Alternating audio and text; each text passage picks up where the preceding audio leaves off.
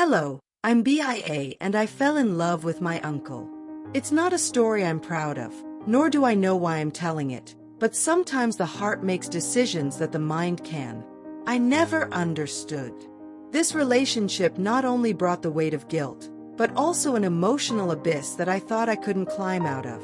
It started out as harmless flirting, but turned into something much darker, deeper, and more dangerous. We are about to hear is not an ordinary love story. It is a story about the broken boundaries, the desire that ruins, and a passion that should never have blossomed. My life was never completely normal. I was always the black sheep of the family, the rebellious girl who never fit in with expectations. My extremely strict mother tried to control every aspect of my life, and that's why when he suggested spending the summer at my uncle Gabriel's house, I thought it would be a rest. At least there I could escape his constant criticism and live a few months in peace. Gabriel was a man who always fascinated me, not only because his high aspect of actions marked with that mix of mystery and security that attracted him, but the way he lived his life was different. While most men his age settled down with a family, Gabriel, he was always a traveler, an adventurer, always a child.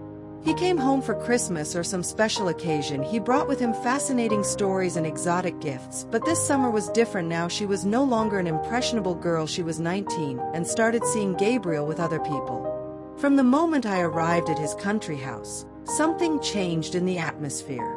At first I thought it was just the emotion of being away from the family routine, but I soon realized that what I felt for Gabriel was not simple admiration at first. The clue was his gaze. There was something in the way he looked at me that I couldn't interpret, a mixture of curiosity, desire, and restraint. It was a sensation I hadn't experienced before, as if we were walking on an invisible line that none of us knew. We dared to cross one afternoon. As we walked through the estate's fields, the tension became evident. It wasn't the kind of uncomfortable tension you feel when something goes wrong, but rather an electric feeling in the air, as if everything we said or did could trigger something bigger. Gabriel, who was usually so kind and open, was strangely quiet. "What's wrong?" I asked him, trying to deflect the embarrassment with a smile. He looked at me, and for a moment I felt like he could see what I was really thinking. Although he quickly looked away, "Nothing. I'm just tired," he replied, but his voice sounded unconvincing. Weeks passed, and that tension between us started to have little moments that, though seemingly harmless, it seemed charged with a deeper meaning. One night after dinner, we were sitting in the living room, talking as usual, and I had taken off my shoes and was sitting with my legs folded on the sofa, when Gabriel, he got up to pour himself another glass of wine. When he returned, instead of sitting in his usual chair, he sat next to me on the couch, close enough that our knees touched. My heart raced and I tried to act as if I didn't notice the proximity, but every fiber in my body was on alert. So he did it. I felt his light hand brush against mine, a rose that didn't last more than a second, but that lit a spark that there was no way to ignore. I looked at him from the corner of my face. I looked in the hope of seeing some sign on his face that indicated it had all been an accident, but the expression didn't change. The tension in the air was palpable. From that night onwards, things intensified. We started having longer conversations, spending more time together in silence, and every time our bodies met by accident, it felt like something inside me was screaming for. But on one occasion, while we were in the kitchen, we accidentally bumped into each other and our hands intertwined for a moment longer than necessary. His skin felt hot. And even though my mind was telling me this was wrong, my body was in shock. I refused to listen. One night, as we walked through the farm grounds, clouds darkened the sky and unexpected rain surprised us. We ran towards the cabin in the middle of the forest that Gabriel used to use as a shelter for his books and tools. When we arrived, we were both soaked.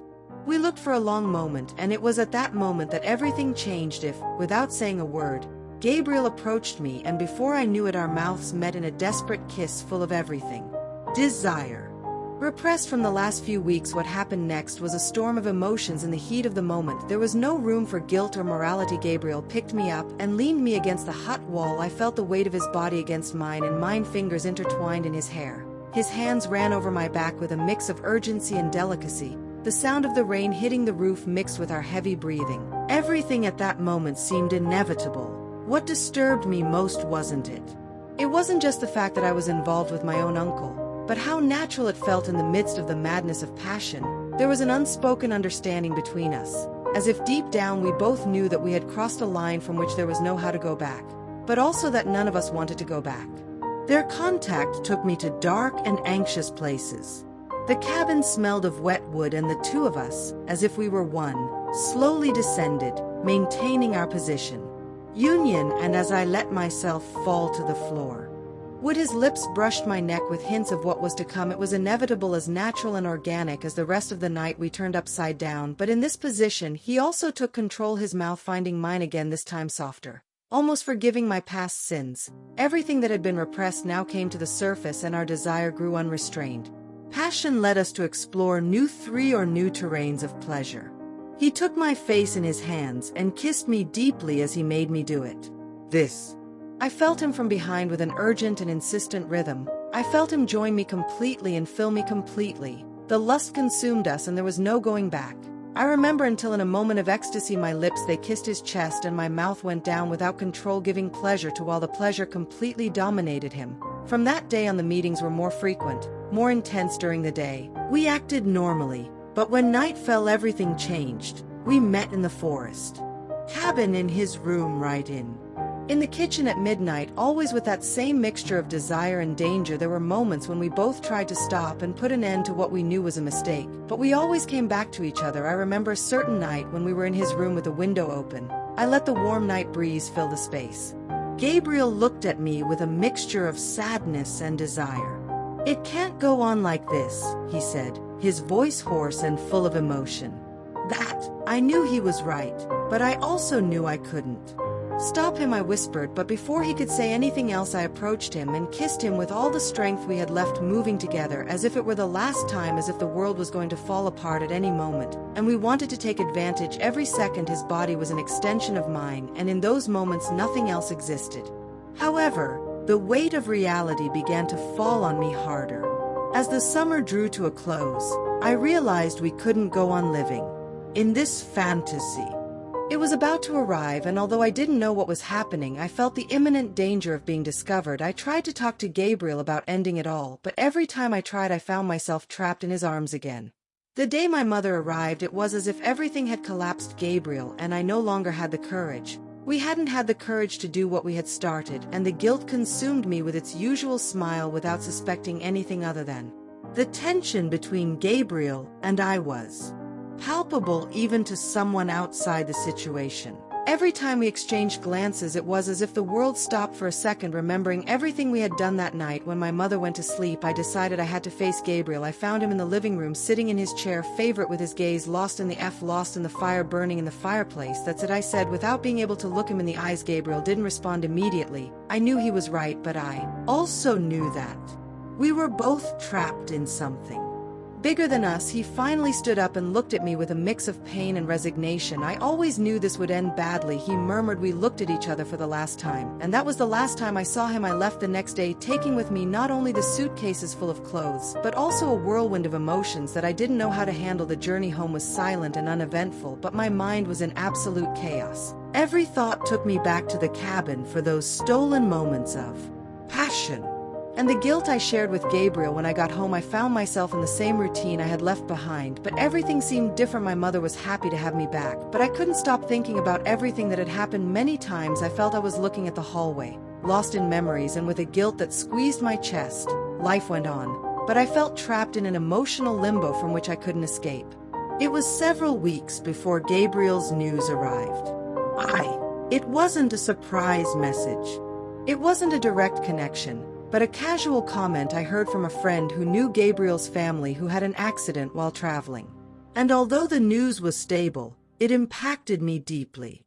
Concern for his well-being, but because I remembered what we had lost, what we had done in the following days, my life became a sea of confusion. Every time I passed a place that reminded me of Gabriel, a knot in my stomach tightened even more.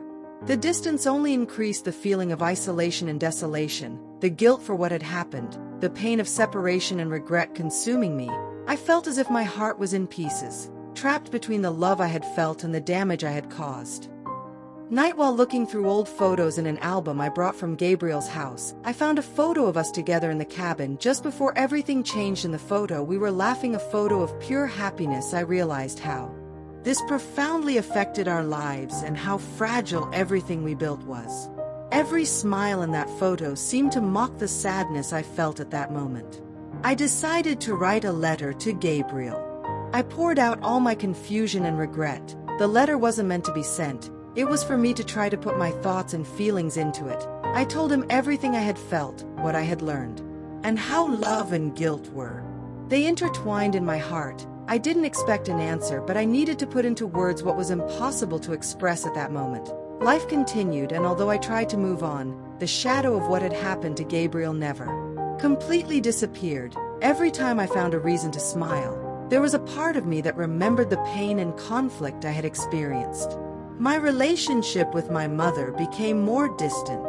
There was something in my attitude that worried her.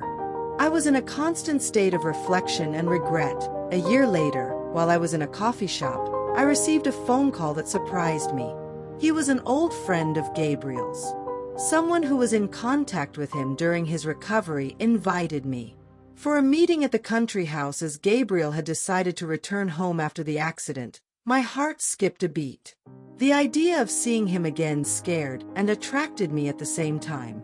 Now that it's all over, I changed so much. I finally decided to go to the country house. I hadn't changed much, but I managed the meeting. It was a mix of mixed emotions. Gabriel was there with an expression that mixed pain and peace. When he saw me, his eyes were filled with sadness that I couldn't ignore. Although the conversation between us was polite and distant, each word seemed to carry with it the weight of our common history. At the end of the night, we were alone on the terrace. The sky was full of stars, and the sky was full of stars. The tranquility of the environment contrasted with the emotional storm he felt inside. Eva, Gabriel said with a choked voice, I've been thinking a lot about everything that happened. I don't know if I'll ever be able to forgive myself for what I put you through, nor I don't know if I can forgive myself. But I wanted you to know that I learned something, not just about love, but about the limits and the consequences of crossing those lines. I learned something not just about love, but about boundaries and the consequences of crossing those boundaries. I don't know how to respond. The guilt and regret were reflected in his face, and I felt a wave of empathy and understanding. Pain I spent so long trying to forget, to move on, and now suddenly everything became real again. I learned a lot too, I said, trying to keep my voice steady. Sometimes love can be the most beautiful thing and the most destructive at the same time. No, I can change what happened, but at least I understand better what happened. Maybe this is what we need to heal. Gabriel felt it slowly, and for a moment our eyes met in silent understanding. That night under the stars, something more than words. An accidental touch passed between us that turned into an intentional RZ, a look that promised the indescribable and a sensual satisfaction that persisted without being able to contain itself any longer. We hugged passionately, and our lips met Gabriel's in a deep, emotional kiss.